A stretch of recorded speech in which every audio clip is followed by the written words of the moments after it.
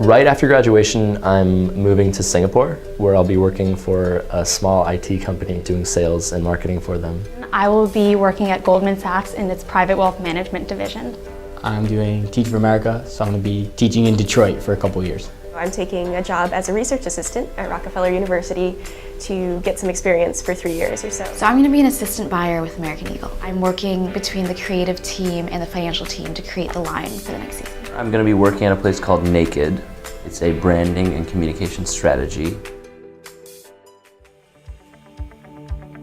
The importance of networking cannot be overstated. The Bowdoin network is so strong. You will always find alumni who are willing to help and want to see other Bowdoin students succeed. I saw this video last year and everyone was saying networking, and I was thinking, I'm science, I don't need to network. But actually networking was absolutely my entire job search. The tough thing about starting networking is you never really know where to start, and that's where the CPC can be most useful. They're not going to give you a job, but they will just give you a little bit more knowledge about what's out there. I didn't know anyone in Asia, I didn't know who to contact.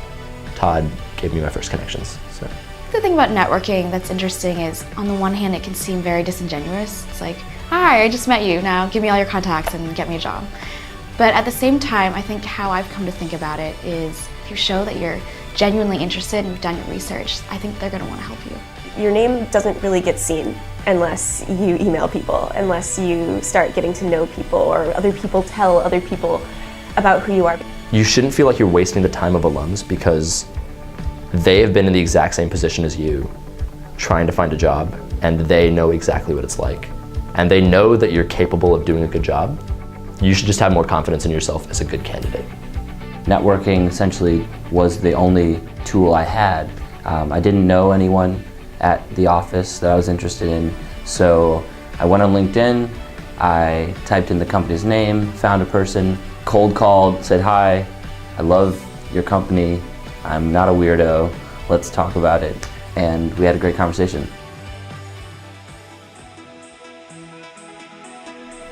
Start early, and you've really got to want it, because there's a lot of other things at Bowdoin that will be more imminently pressing, like honors projects or independent studies or exams.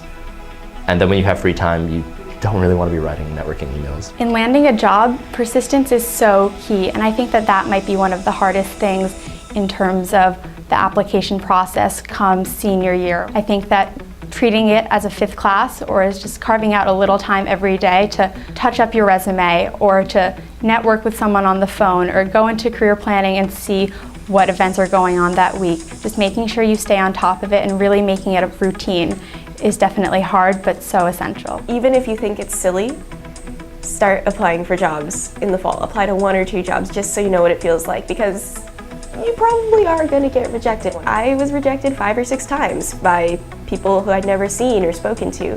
And you kind of need to get used to how that feels, because if you save it all till the spring, you're going to get a lot in 1 week, and it's going to be really overwhelming.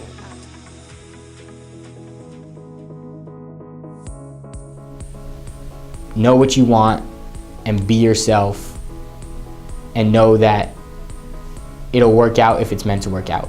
If you and the organization or you and the job are a good fit for one another, then it's going to be a good match and you're going to get accepted.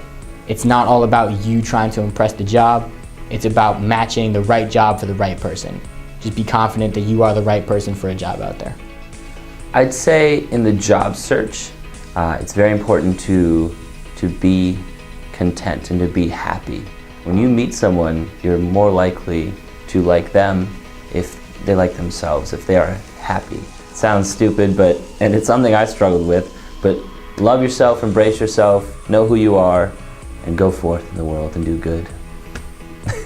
I think sometimes it's easy to blame it on the industry and say, it's unfair or arbitrary in the decisions. Do whatever you can to be so great that they can't ignore you. And that doesn't mean you're going to get your dream job right away, but have whatever experiences you can, whatever internships or starting out jobs you can, so that when you get to that point, they can't ignore you. Enjoy the job search, it's really exciting, and know that there's a lot of jobs out there that you're going to be great at. And don't worry, if it takes 1 day, great. If it takes 1 week, great. If it takes a few months, that happens sometimes, but it's all going to work out for sure.